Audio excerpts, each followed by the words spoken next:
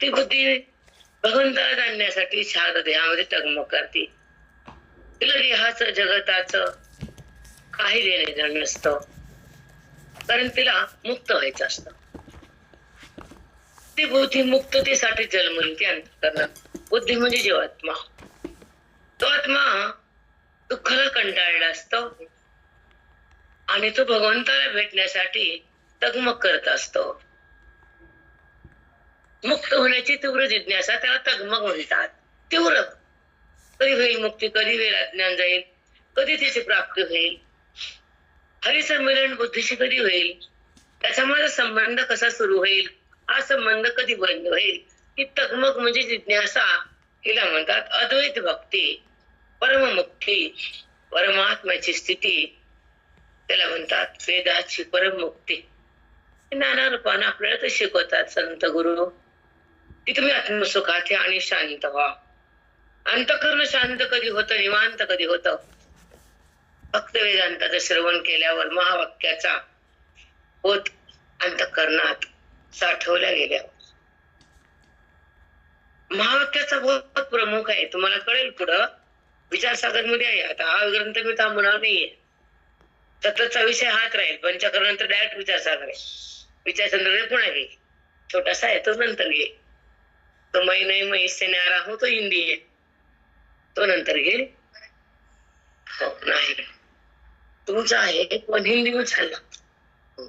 आम्ही शिकवताना हिंदी शिकला तेव्हा तो पाठपट लागतो, मराठी थोडं ट्विस्ट आहे. म्हणून आता हा संपतो 6 महिन्याच्या आत. आणि मुलं डायरेक्ट कसं आहे, त्या जर तुम्हाला अध्यात्माचा पाया पक्का झाला तर तुम्हाला कुठलाही ग्रंथ लागतो पटपट पटपट पटपट. आणि बेसिक म्हणजे पाया तो मजबूत होतो बुद्धीचा, आणि मग ते डगमग होत नाही, जन्म मृत्यूकडे जात नाही. 2 गोष्टी लक्षात ठेवा, जन्म आणि मृत्यू हे जर 2 आहेत ना जीवात्माच्या चक्रात, मृत्यूचा तडाखा खावा लागत नाही त्या जीवाला. सदा सदा अग्नीच्या डोहात नाही पडायचं. सदा सदा कर्माचं जे पाप पुण्य नाही भोगायचं. म्हणून सिद्धांताकडे यायचं.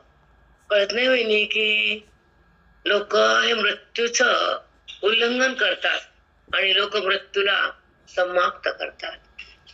परमार्थ कोणचा चांगला आहे की ज्या जीवाला मृत्यू आणि जन्म येतच नाही. पण हे का कळत नाही? तुम्हाला जे वाटतं मी बहिरंगाला बोलते वगैरे, रागावते, प्रत्येक लोकांना माझं म्हणणं टोचतंय शायला. खरं सांगते मी तुम्हाला, हे असं बोलती आणि छान बोलावं, मधुर बोलावं, ते माझा विषय नाहीये. शुगरनं जर बोट खराब झालं तर कापून टाकावं लागते, गँग्रीन होते. म्हणून जर तुम्हाला शुगरची सुरुवात झाली, बोटात झाली शुगर, तर बोट कापा फेका, कारण गँग्रीन होईल ना. त्याला पाय झाली ना तुमचा. हे का कळत नाही लोकांना की जसं शुगर हे बॉडीला खराब करते. आता काही काही वेळ तुम्हाला माहिती, मी अभ्यास खूप करते, हे इतकी भीती शुगरची. हे ज्यांची साखर आहे का, हे किती वर्षापासूनची मेडिसिनच्या लोकांची, ते फार गुप्त शाळा आहे, तुम्हाला नाही कळणार ते. आता 10-20 वर्षापासून शुगर किती जाणार आहे, कॅन्सर तर मला माहित नाही, पण शुगर ही मुळातून संपणार आहे, औषधच होणार आहे. कारण हे जे मुक्त जे लोक आहेत ना, ते दाबून टाकायचे त्या लोकांना, चांगल्या लोकांना, जसं आम्हाला साधनेवर आहे, ब्रह्मज्ञानाच्या चिंतनात आहे, वेदाच्या गाभाऱ्यात आहे, साधूच्या बोधात आहे, वेदाच्या शब्दात आहे, आणि आत्मस्वरूपाच्या प्राप्तीत आहे. तो मोक्ष आहे. तो का जन्मतो? फक्त आत्मप्राप्ती. त्याचा जन्म शेवटचा असतो. त्या साधकाला संत मिळतात, ग्रंथ कळतात, आणि वेदांतात बुद्धीचा प्रवेश होतो. तो साधक असतो, तो सिद्ध होतो, तो जन्म मृत्यूला ओलांडून पुढे जातो, जन्म आणि मृत्यूची ललाट पत्रिका पाडतो, तो साध्यापर्यंत जातो, तो साधक मुमुक्ष असतो, मुक्त होण्याची तीव्र जिज्ञासा घेऊन तो त्या चिंतनात राहतो, अद्वैताचं ज्ञान घेतो, परमभावामध्ये येतो. परमभाव म्हणजे आत्मभाव. कळतच नाही आपल्याला आपण काय करतो, जन्माला येऊन काय म्हणतो, कोणाला जास्त प्रेम करतो, कोणाकडे खेचला जातो. आपण भगवंताकडे खेचले जावं, न जगताकडं, न देहाकडं, न विषयाकडं, न सुख दुःखाकडं, न लोभाकडं, न वासनेकडं, न क्रोधाकडं, न मोहाकडं, न भेदाकडं. हे सोडणं सोपं नसतं, सोपं नसतं. तर आयुष्याचं तप लागतं, संताचा संग लागतो, वेदाचा अंग लागतं, ज्ञानाचा रंग लागतो, आणि त्याचं अस्तित्व प्रगट होतं ते परमात्म्याचं, आणि अस्तित्व जातं ते जगताचं आणि देहाचं. वृत्ती देहाला सोडून देते ती अधिकाराची स्थिती, ती परमभावात येते ती आत्मस्थिती, ती साधूची होती ती परमभक्ती, आणि तिला मुक्ती देतात ते ग्रंथाची स्थिती. ही खरी भक्ती आहे, ही आता अंतिम भक्ती आहे. भगवंताची पूजा करणं, निवेद दाखवणं, आरती करणं ही सुरुवातीची आहे. धर्मशास्त्र सांगतंय, पण वेदांत शास्त्र हे बोलतंय की भक्ती त्याची भेट आहे, त्याचं ऐक्य आहे, त्याची ओळख आहे. तुम्हाला जगताची देहाची ओळख आहे, सुख कसं मिळेल? ओळख परमात्म्याची, सोबत संताची, आणि संगत अभेदाची, प्राप्ती सुखाची, निवृत्ती अज्ञानाची, आणि अभेद त्या आत्मलिंगाचा, जो आत्मलिंग रूपाने आहे त्याला आत्मलिंग म्हणतात. तुम्ही बाहेर त्याला शिवलिंग म्हणतात, ते आमचं आत्मलिंग आहे. त्याचं सतत धारणा म्हणजे अभिषेक आहे, त्याची प्राप्ती म्हणजे रुद्र आहे, त्याची ओळख म्हणजे त्या शंकराचा. मनाचा शंकर गेला, तो शंकर झाला, तोच शंकर. मनाचा क्या गेला? शंकर म्हणजे वेद, म्हणजे विकार, म्हणजे भ्रम, म्हणजे वासना. मनानं वासना टाकून दिली, कारण ती हरिपाशी आली, तो शंकर. आता आलाय श्रावण, त्याच्या भक्ती करून त्याची मुक्ती त्यालाच मागायची. आधी त्याला भक्ती करायची, आधी मुलगी वाढवायची, लोकांना द्यायची. ते कठीण आहे हे संसार. मला वाटतं बरं आहे ते भानगडणे आपण नशिबाला. अवघड असतं ते खात, सोपं आहे ते नाही. मुलीला वाढवून जन्म देऊन तिला प्रेम करून तिला घरातून काढायचं असतं, लोकांच्या पदरात टाकायचं असतं. तो काळ गेला कठीण, आता काही नाही, आता आवड नाही. पण पहिलं सांगते की तिला कुणाच्या घरात नेऊन टाकलं तर तिला सुख मिळेल का, शेवटपर्यंत ती जळेल माहित नाही, आणि ते दुःख आईला जास्त असतं. तसं जगताच्या साधकाचं दुःख संताला असतं.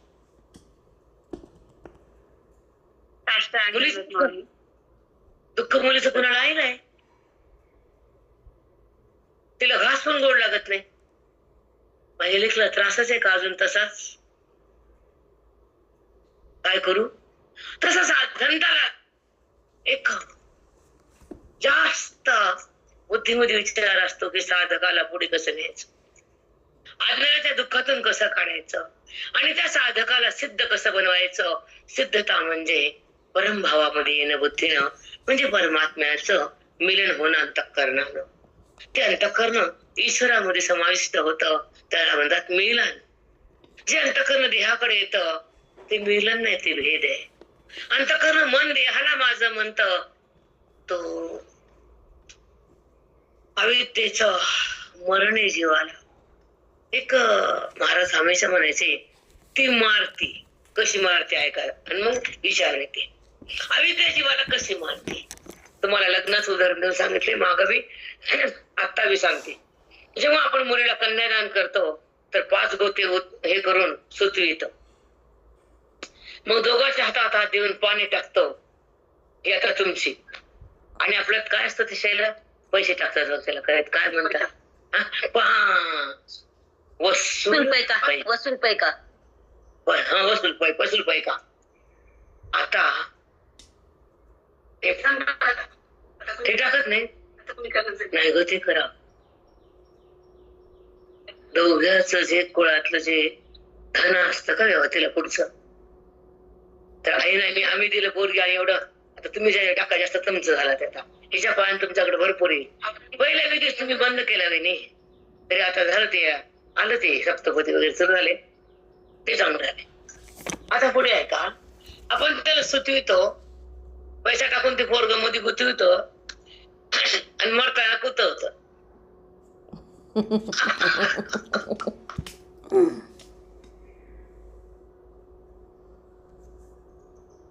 सांगा तुम्ही असं सांगितलं आवडतं की नाही.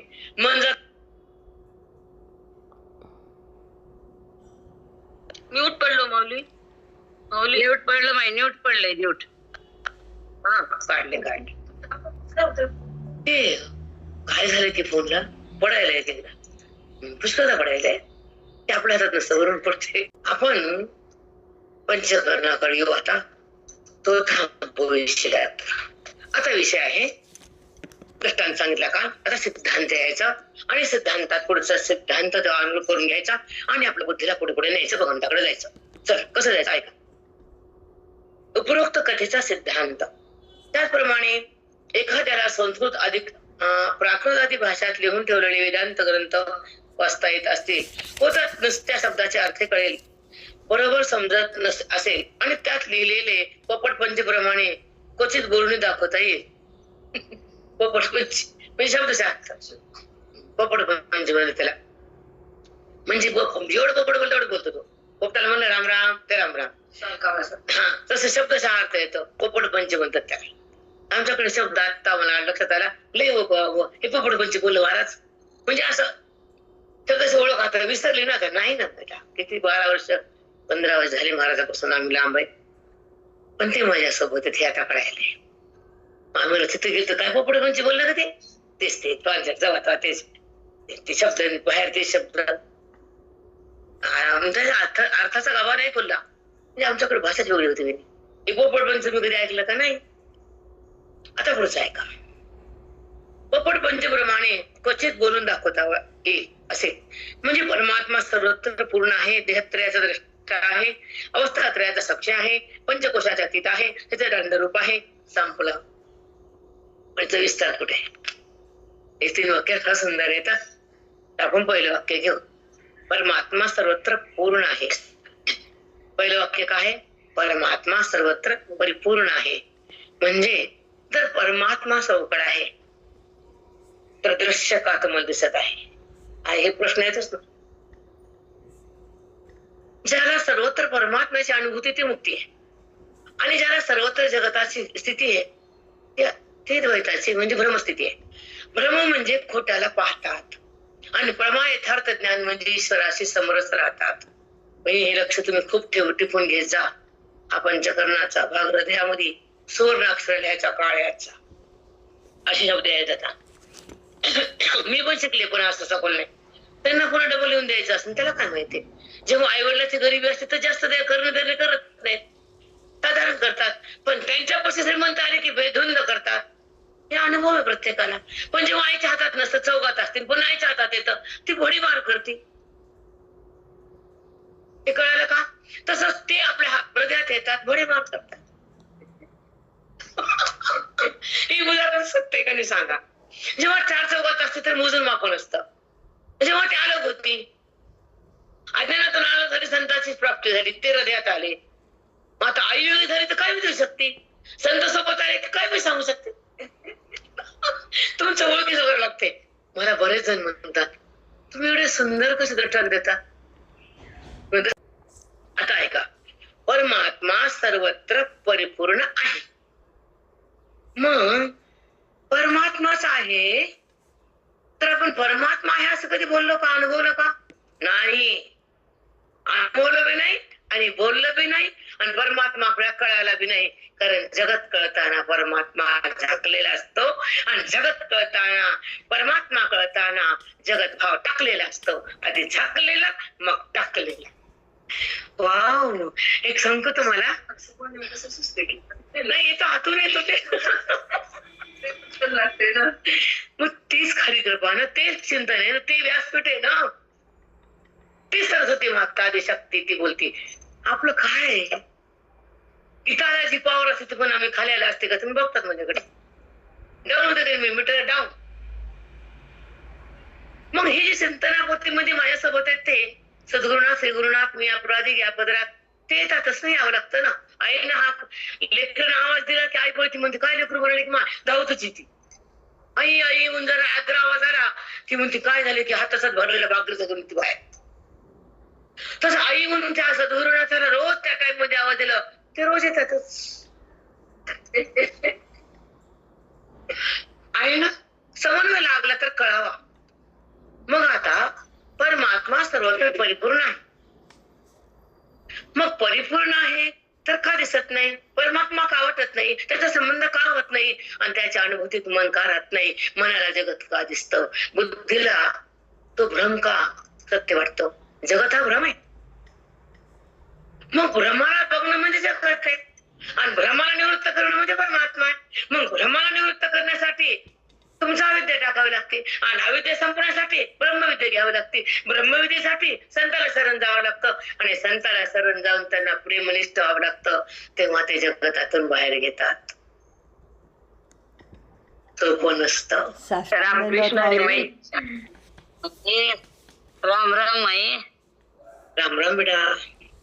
ऐका आता एक तुम्हाला आठवण सांगते. आता काय सांग माझी सांगायला ना आता म्हणजे त्याचं काय कौतिक नाही. आणि ते जर संपलं तर आळस कसं येईल झोप कशी येईल मरतात की तर बघून काय रे आळस त्याला झोप आणि शेवटी भांडण ते खराब आहे. ते तुम चांगली असती बोलती खा चांगलं धरती घर साफ करती स्वयंपाक नीट करती सवळ करती नरड जागती हे गुण करावे तर सत्ताम गुण करावे. कळाला? आता ऐका पहिला प्रश्न आहे परमात्मा सर्वत्र पूर्ण आहे. ठीक आहे वेदाचा हा विस्तार आहे. सर्वत्र परमात्मा कसा आहे सांगते ऐका. ज्यावेळेस व्यापक सत्ता त्याची आहे आणि माया त्याच्यावर आधारित आहे आपला कालचा विषय तो आश्रय सोविष. ठीक आहे तो आश्रय सोविष. तिला त्या मायेला ती खोटी आहे ती कल्पित आहे तिच्यावर व्यवहार नाही आणि ती त्याच्यासोबत राहिल्यापासून जगत उत्पन्न होत नाही. सखोल विषय ज्याला कळत नसेल त्याला मी काय करू शकत नाही. जे कळत ते भाग्याचं आहे ज्याला कळत नाही ते दुर्भाग्य आहे. आमचं बोलणं सर रोड ठोक आहे. तो परमात्मा व्यापक आहे नंतर जगत आहे नंतर जीव आहे नंतर व्यवहार आहे नंतर अविद्या नंतर वृत्ती नंतर विकार नंतर गुण नंतर सगळं सगळं सगळं पुढे मग हे तुमचा अध्यास. पण आधी तो म्हणून ओम नमो जे अध्या तो ओम आधी आहे ओंकार ब्रह्म आहे. लागली पहिली ओवी. ओम नमो जे अध्या म्हणजे जगाच्या जीवाच्या शिवाच्या आधी मी आत्मा आणि तो व्यापक आहे परमात्मा. आता लागलं का प्रमाण देऊन बोलले गॅरंटेड. अध्या काय सांगितलं माऊलींना म्हणून तुम्हाला म्हणते ना मला त्याविषयी बंद करा वाटत नाही. पण आता काय माहेरी आवडतं सासरी मरस एका ठिकाणी मरकी नाही आता माहेरी चांगलं सासरी संध्याकाळी माहेर सकाळी हा असं जमल का? माहेरचे सासर ते सोडल्याशिवाय हे नाही आणि हे सोडल्याशिवाय ते नाही. मग देहभाव सोडल्याशिवाय आत्मभाव नाही आणि देहभाव तर सोडताच येत नाही. अवघड आहे. वृत्तीला देहातून काढणं अवघड आहे. का? कारण ती लाखो जन्मात देहामध्येच मुरलेली आहे शिरलेली. कारण तिला उपाधीच आवडलेली.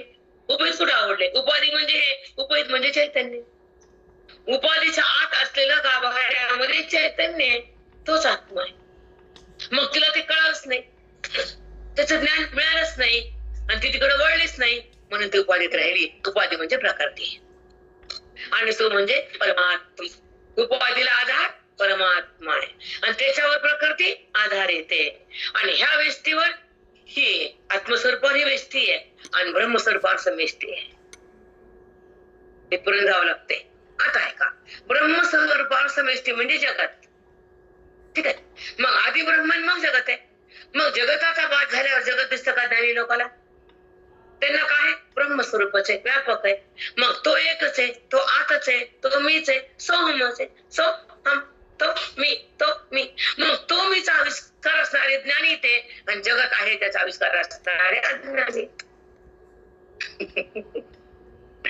काय म्हणजे विषय किती सखोल आहे, इतकं जावं लागतं. नुसती एक बोल वाचून कळत नसतं. चला मी बोलले ते सांगा बरं प्रेरणा, तुला काय कळालं आविष्कार? की तो परमात्मा चौकड आहे आणि त्याचा संबंध न करताना परमात्म्यावर भासलेला अविद्येच्या दाखवल्या जगताचा संबंध आहे. त्या संबंधातून बुद्धीला कळायला ब्रह्मज्ञान आहे आणि ब्रह्मज्ञानासाठी संताची वाणी आहे आणि त्या वाणीमध्ये वेद आहे. वेदाचा चमत्कार आत्मभाव जागा करण्याचा आहे.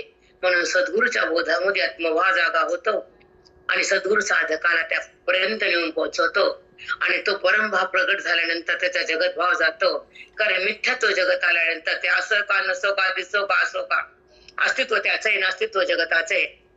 कळणं बुद्धीचं, मिळणं परमात्म्याचं आहे, ऐक्यात्म्याचं आहे, आनंद तत्वाचा आहे, भोग त्या स्वरूपाचा आहे, वाद जगताचा आहे, आत्यंतिक अभाव त्या खोट्या पदार्थाचा आहे आणि तिथं स्पर्श परमात्म्याचा आहे, अभाव मुक्ताचा आहे, तिथं अभाव जगताचा आहे. समजलं गेलं भारी गेल्यावर. हॅलो प्रेरणा, कळालं बेटा? हो माऊली. जरा बोलत जा, तोंड उघडी जाणार, इतकं रक्त बघत. आणि असा अनुभवही नाही, कारण जगत कळताना परमात्मा झाकलेला असतो आणि परमात्मा कळताना जगत भाव हा टाकलेला असतो.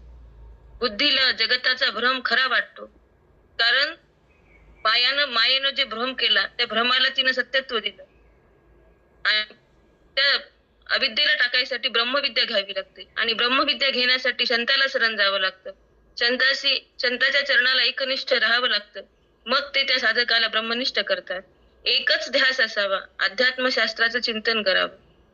व्यापक सत्य ही परमात्म्याची आहे, त्याच्यावर माया ही आश्रित आहे. ती माया ही खोटी आणि कल्पितच आहे, पण तिच्या वाचून जगताची उत्पत्ती नाही आणि त्या माये वाचून व्यवहारही नाही. मायेमुळे जीव आहे, जगत आहे, व्यवहार आहे, गुण आहे, वृत्ती आहे, इंद्रिय आहे. पण त्या मायेच्या आधी जे आहे ते ओंकार स्वरूप आत्मा आहे. उपहित म्हणजे उपाधित असलेले चैतन्य म्हणजेच आत्मा, तो कळाला, त्याचं आत्मज्ञान मिळालं. मग त्या आत्मस्वरूपावरच वेष्टी आहे आणि ह्या ब्रह्मस्वरूपावर समष्टी म्हणजे जगत आहे. आणि अज्ञानाला जगत दिसतं, पण ज्ञानाला जगत दिसत नाही. त्याच्यासाठी तो व्यापक आहे, तो एकच आहे, तो आतच आहे आणि तो मीच आहे असा ज्ञानाचा निश्चयच आहे. जगत मी म्हणणारे भ्रमात आहे. अविद्येनं जगताचा संबंध केला आणि ब्रह्मज्ञानानं जगताचा संबंध केला. कारण संताच्या वाणीतून वेदाचा चमत्कार झाला, वेदाचा बोध आला, आत्मभाव जागा झाला, देहभाव बंद झाला.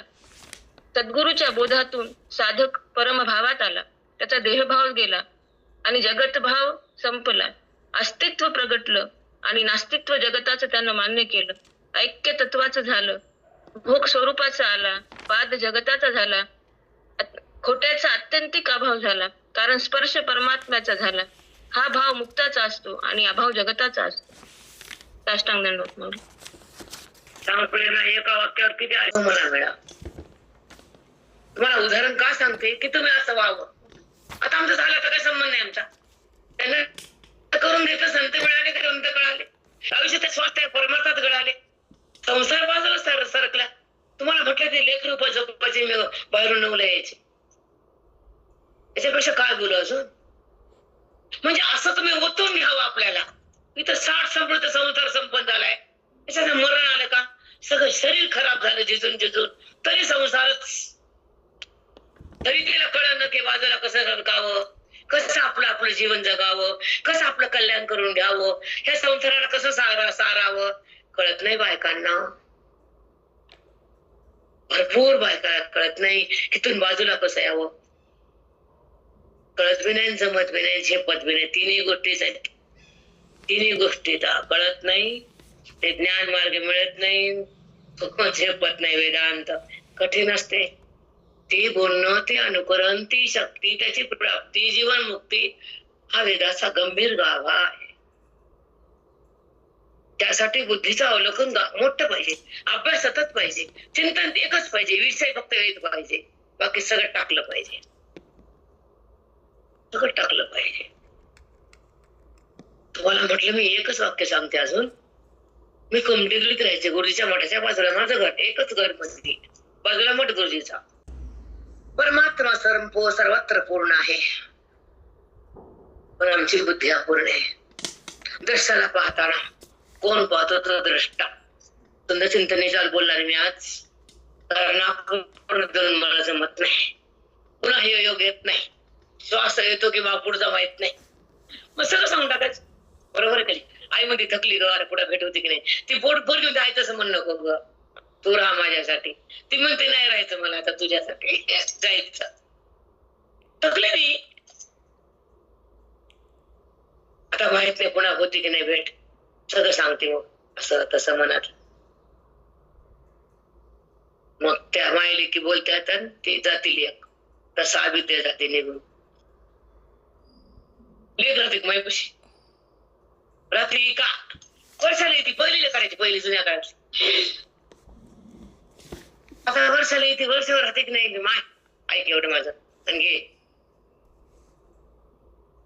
असं म्हणती माय. तसं सद्गुरु माय म्हणती घे. हमेशा महाराज म्हणायचे पुढे मिळणार नाही बरे तुम्हाला, पुढे हे मिळणार नाही, दाता राहणार नाही वेदाचा.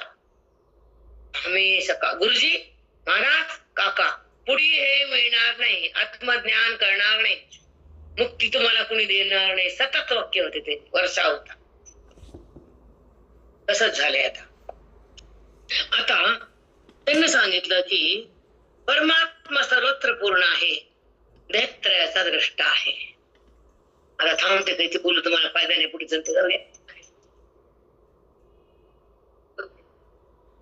नाही कळू थोडं नाही कळत काय म्हणत ते, थोडं नाही कळत, थोडं साहित्य कळत पूर्ण नाही तर थोडं कळायचं, 100% 50% कळत, पण 50% कळत. सर्वत्र परमात्मा परिपूर्ण आहे, तर त्याचा संबंध असतो आणि दिसणं दृश्याचा असतो. संबंध कोणाचा? त्याचा असतो. संबंध जगाचा कधीच नसतो, तुम्ही तयार केला असतो. तो अविद्येमुळे असतो, त्या वृत्तीमुळे असतो. वृत्ती जगताला दाखवती आणि बोध भगवंताला प्रकट करतो. वाव, वृत्ती जगताला दाखवती, संत भगवंताला दाखवतात. त्या बोधात तेवढी शक्ती असती, त्या ठिकाणी जीवन मुक्ती असती. सरस्वती माता अधिष्ठित असती आणि ती भगवंताला प्रगट करत असती, कारण ती माया त्या परमात्म्याशी पशी असती आणि तिलाच भगवंताला प्रगट करता येतं. तेच वेदाचं ज्ञान असतं, हृदयाची जाणीव असती आणि जगताची बायतान वृत्ती असती. खोट्याचं भान जातं, खऱ्याचं तिथं मिलन होतं. ती आत्मशक्ती जागी होती आणि बुद्धिरामात विलय पावती. मग तेव्हा ती आत्मरूप होती, तर चौकड त्याला आत्मज्ञानानं ती आत्मस्वरूपाची स्थिती दिसते. कारण ती वृत्ती पुन्हा बाहेर ती व्यवहारात जाती, तर जगत भावात नसतो, कारण अज्ञान मेलेलं असतं, ब्रह्मज्ञान झालेलं असतं. ते अंतःकरणामध्ये तो प्रगट झालेला असतो. विठ्ठल हरी केशव माधव मधुसूदन सगळं त्याचं नाव घ्या, पण तो एकच आहे. जो प्रगट झालाय, वृत्तीने संबंध केलाय, जगताचा ध्यास गेलाय, वृत्तीने देहाला सोडून टाकले, कारण ती रामात गेलीये, राम झालीये. तिला चौकट राम दिसतो, कारण दृश्य नसून ती द्रष्टा होती. जाणणारा कोण आहे तर द्रष्टा आहे, दिसणार काय जगत आहे, जगत नसून भासतंय आणि द्रष्टा व्यवहारामध्ये अलिप्त असतोय. व्यवहार करताना तेच चैतन्य आधारित होतो वृत्तीला, त्याच्या संबंधानं वृत्तीची दाभासानं ज्ञान करून देते. ज्ञान करताना तो द्रष्टा त्याच्या सोबत असतो आणि त्याला कळतं. तुम्ही म्हणतात मला कळालं, तुमचं मन मातीत मिळालं. अभिमान किती मला कळालं, किती सखोल जावं लागतं. सोपं आहे वेदन, सोपं आहे का? राम राम आई, खूप सुंदर. हा बेटी, खोल झाल्यानंतर इथे प्रवेश असतो कोणाचा बी. ज्यानं भक्ती पूर्ण केली, पवित्र अंतकरण झाला, त्याला संत कोणत्या ना कोणत्या रूपाने भेट जाते ईश्वर, आणि त्याला आपल्याकडे घेतो ते ज्ञानानं. त्याला आवड तयार होती आणि त्याला ईश्वर सांगतो की असं आहे, असं नाही, असं आहे, असं नाही, असं आहे. आई सांगते असं नाही तसं आहे. बरोबर आहे. कारण मुलाच्या जन्माच्या आधी आई असते, तिला सगळं माहित असतं जे पोराला कळत नसतं. पण पोरग आईचं ऐकत नसतं, तरी वाया गेलेलं असतं. तसं बुद्धी संताचं ऐकत नाही तर वाया गेलेलीच आहे. नाही का संसारी वाया गेलेली. जन्म आली व्यर्थ घातला, त्याला माझं म्हणून ते कष्ट करून त्याला धरून चित्तात. अरे बापा, त्याला चित्तात धर, तुझा संसार नीट करते ते. तू त्याला धरीत नाही, मी करते म्हणती, माकडे कुठलं. त्याला त्याच्यावर सोपून टाक ना, त्या पांडुरंगावर. तुझी तळमत त्याला कळू दे, मग तो तुझं सगळं करतो. तुम्ही घ्या ना अभंग, संताचे घ्या ना. मातीचे लेकरू जिवंत केले की नाही, मांजराचं पिल्लू अग्नीतून बाहेर काढले की नाही, काढले की नाही. सगळं त्यानं कसं केलं येऊन, त्याचं भान गेलं. पण ईश्वराला सगळं घ्यावं लागलं, तो सगळं करतो. म्हणून अवस्थात्रयाचा साक्षी आहे, देहत्रयाचा द्रष्टा आहे. आता देहत्रयाकडे येऊ. देहत्रय म्हणजे 3 देह. कालचा विषय आपला पंचकर्णचा मागचा. 3 देह. त्रय म्हणजे 3. देहत्रयाचा द्रष्टा आहे आणि आत्म अवस्थात्रयाचा साक्षी. इथं साक्षी म्हणले, द्रष्टा म्हणले, हे पण गांभीर्य सांग तरी काय काय. आधी हे बोलते मग सांगते. इथं साक्षी का लागलं, द्रष्टा का लागलं. पण तुम्हाला एक सांगते शैला, ग्रंथ बोलतात आम्हाला, मग सांगता येतं तुम्हाला. कुठं नाहीये, तेच बोलतात मग आम्हाला सांगता येतं. ते नाही बोलल्यावर आम्हाला काय सांगता येतं. किराणा आणून टाकतो पुरुष तर बाई स्वयंपाक करते, तरी किराणा नाही टाकत बाई काय करेल. तसं किराणा हे टाकतात गुरु, स्वयंपाक आम्ही करू.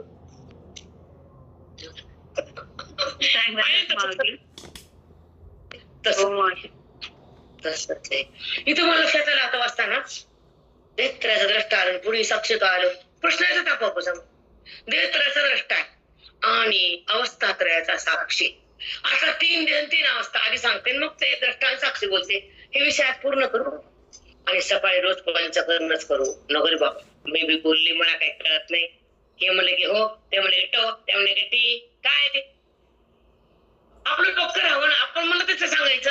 एकदा ते काही नाही, हे पाया पक्का करावा. संध्याकाळी ज्ञानेश्वरी द्यावी, ज्याला जोर आहे त्याने बरी संध्याकाळी या, नाही तर झोपी जा.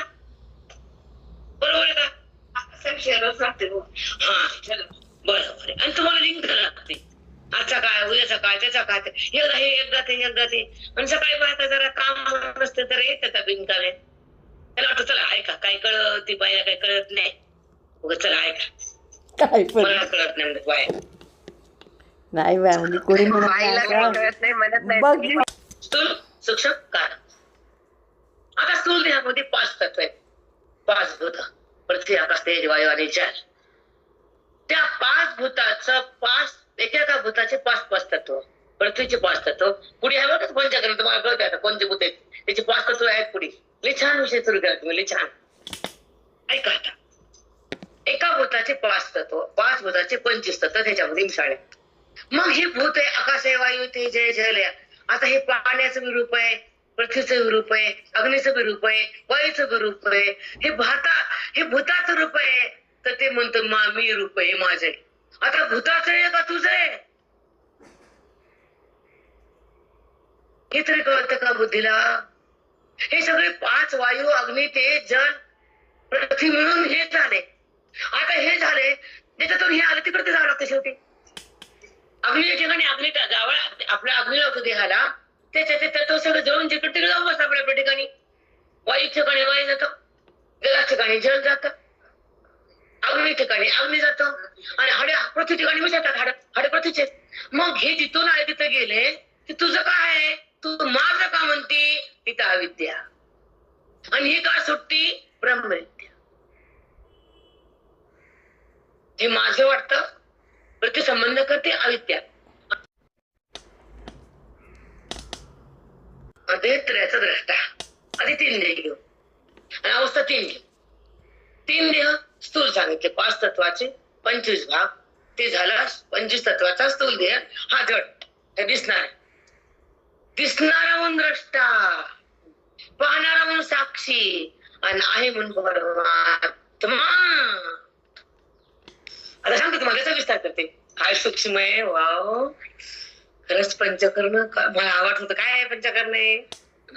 डायरेक्ट विचार सांगा असं वाटत, पण कळत नाही.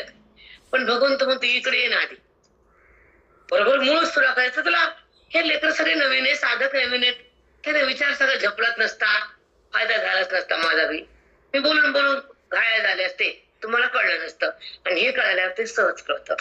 आता ऐका, देहत्रयाचा द्रष्टा. 3 देह स्थूल, सूक्ष्म आणि काळ. ही बुद्धी बोधाला घेऊन त्या वृत्ती देहाला सोडती बोधामुळं, वृत्ती देहाकडे जाती अविद्येमुळं. तो परमात्मा कळतच नाही, देहाला माझं म्हणते. परमात्मा कळायला मीच तो म्हणते. मग तो मी म्हणण्याला ज्ञान लागतं आणि देह मी म्हणण्याला अज्ञान तर आहेच आहे. लागतं आणायचं नाही, काही नाही, तुमच्यापाशी ऑलरेडी आहेच आहे. कारण अनंतिकालापासून जीवात्मा अविद्येमुळे जन्म घेतो आणि तो अविद्या म्हणून जीव भाव आहे, ब्रह्मविद्या म्हणजे सोमभाव आहे. अविद्येमुळे काय आहे, संबंध देहाचा. ब्रह्मविद्येमुळे संबंध आत्मत्वाचा. ही भाषा किती सोपी आहे. अवघड आहे काही तर काही. वेद अवघड आहे, पण त्याचं रूपांतर सोपं आहे. हे कळत नाही आपल्याला. ते फार कठीण आहे. संस्कृत आहे, वाचता येतं कळण्याचा लांबच पत्ताच नाही. वाचता येतं तर कळणं कुठलं मातीतलं दगड्यात आलं. पण वेदाचाच भाग म्हणजे पंचकरण. सुरुवात. आता द्रष्टा, 3 देहाचा द्रष्टा.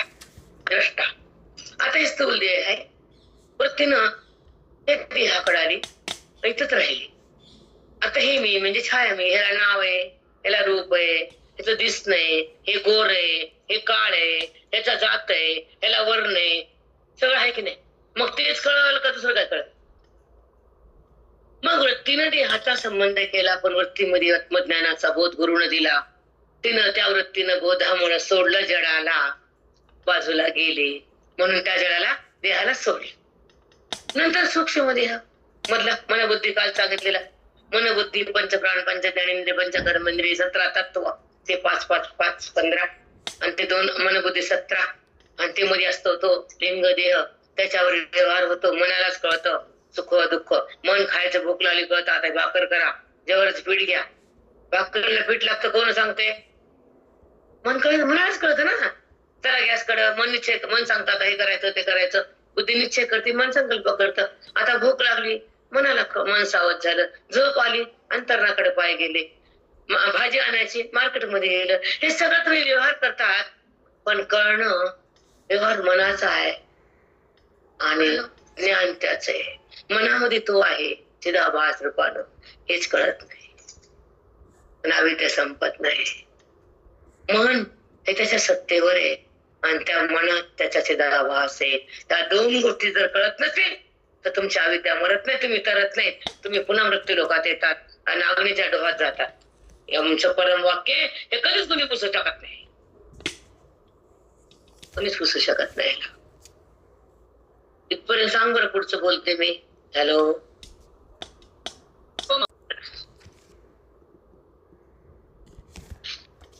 परमात्मा हा देहत्रयाचा द्रष्टा आहे. बुद्धी जेव्हा अपूर्ण असते तर त्या दृश्याला पाहणारी होते, म्हणजे दिसणारा दृश्य आणि पाहणारा द्रष्टा. पण ते पाहणं संबंध परमात्म्याचा असतो आणि दिसणं हे दृश्याचं असतं. संबंध जगताचा केला तो अविद्येमुळे झाला आणि वृत्तीमुळं, आणि अविद्येचीच वृत्ती जगत दाखवते. पण आत्मबोध गुरुच्या मुखातून आलेला तो भगवंताला प्रगट करतो. बोधाची जी शक्ती असते तिथं जीवन मुक्ती असते, कारण गुरुच्या जिभेवर सरस्वती माता अधिष्ठित असते. तीच परमात्म्याला प्रगट करते, तीच वेदाचं ज्ञान देते, जगताची बाधितान वृत्ती होते. मग खोट्याचं भान जातं, खऱ्याशी बुद्धीचं मिलन होतं, कारण आत्मशक्ती जागी होते आणि ती बुद्धी आत्मारामात विलीन होते. त्याला आत्मस्थिती म्हणतात. तिथं जगतभाव नाही, कारण तिथं ब्रह्मज्ञान आहे. अंतःकरणात तो परमात्मा प्रगट असतो आणि वृत्तीनं देहाचा संबंध सोडलेला असतो आणि त्या परमात्म्याला संबंध केलेला असतो. जगताचा अध्यास गेलेला असतो आणि वृत्ती रामात मिसळून जाते आणि रामच होते असं जाणणारा हा द्रष्टा असतो. आणि जगत नसून भासतं आणि चैतन्य हे वृत्तीला आधारित असतं. द्रष्टा सोबतच असतो, पण तो म्हणतो मलाच कळालं, तेव्हा मन मातीत जातं. ईश्वर ज्ञानानं जीवाला आपल्याकडे घेतो आणि चित्तात बोधाला भरतो. त्यासाठी आयुष्य पांडुरंगाला व्हावं लागतं. असा हा परमात्मा हा देहत्रयाचा द्रष्टा आहे. सूक्ष्म देह, स्थूल देह आणि कारण देह, त्याचा द्रष्टा हा परमात्मा आहे आणि त्याचा द्रष्टा आहे आणि अवस्थात्रयाचा तो साक्षी आहे. देहत्रयाचा द्रष्टा आणि अवस्थात्रयाचा साक्षी. स्थूल देह जो 5 भूताचा आहे, पृथ्वी, आप, तेज, वायू आणि आकाश, त्या पाच भूतांचे 25 तत्व मिळून हा स्थूल देह झालेला असतो. म्हणजे हा पंचभूताचा आकार आहे. हा स्थूल देह पडला की पुन्हा ते भूत त्या भूतामध्ये मिसळून जातात. पण तो देह मग माझा का वाटतो? तो तर भूतांचा आहे. पण हे अविद्येमुळं तो देह माझा वाटतो आणि ती अविद्या जाते ब्रह्मविद्येमुळे आणि ती ब्रह्मविद्या येते सद्गुरूमुळे. 5 भूताचा जड देह तो दिसणारा म्हणून त्याचा द्रष्टा, त्याला पाहणारा म्हणून तो साक्षी आणि आहे म्हणून परमात्मा. असा बुद्धीला जेव्हा बुद्धी जेव्हा या बोधाला घेते तर ती देहाला सोडते. ती वेदाची शक्ती असते. परमात्मा कळाला तर तो परमात्माच मी म्हणते. हे असं म्हणायला ज्ञानच लागतं आणि ज्ञान होण्यासाठी अविद्येला जावंच लागतं. अविद्येमुळे जीवभाव आहे आणि जेव्हा जीवभाव आहे तेव्हा संबंध देहाचा आहे आणि ब्रह्मविद्येमुळे सोहमभाव आहे आणि जेव्हा सोहमभाव आहे तेव्हा संबंध आत्मत्वाचा आहे. तू 3 देहाचा द्रष्टा आहेस, पण वृत्ती देहाकडे आली आणि ती देहातच रमली, तिथंच राहिली आणि मग देहाचंच नाम, देहाचंच रूप, देहाचाच रंग, देहाची जात, देहाचाच वर्ण तिला कळाला. परमात्मा तिला कळालाच नाही, कारण गुरुनं आत्मबोध दिलाच नाही. तिनं जडाला सोडलंच नाही. सूक्ष्म देह 17 तत्वांचा आहे. 5 प्राण, 5 ज्ञानेंद्रिय, 5 कर्मेंद्रिय आणि त्यांच्यावर सत्ता चालवणारे मन आणि बुद्धी. त्या मन आणि बुद्धीमुळेच व्यवहार होतो. मनाला सगळं कळतं, मनाला सुख दुःख कळतं, काय क्रिया करावी मनालाच कळतं. मन इंद्रियांना आदेश देतं, मन संकल्प विकल्प करतं आणि बुद्धी निश्चय करते. व्यवहार हा मनाचा असतो, पण ज्ञान हे त्याचंच असतं. त्या मनात चिदाभास रूपानं तोच आहे आणि सत्ता पण त्याचीच आहे. त्याच्या सत्तेवर, त्याच्या चिदाभासानंच सगळं क्रिया होतात. पण मी केलं म्हणतं. हे जर कळालं नाही तर अविद्या मरत नाही आणि अविद्या मिळाल्याशिवाय ब्रह्मविद्या होत नाही आणि ब्रह्मविद्येशिवाय सूक्ष्म देहाचा नाश होत.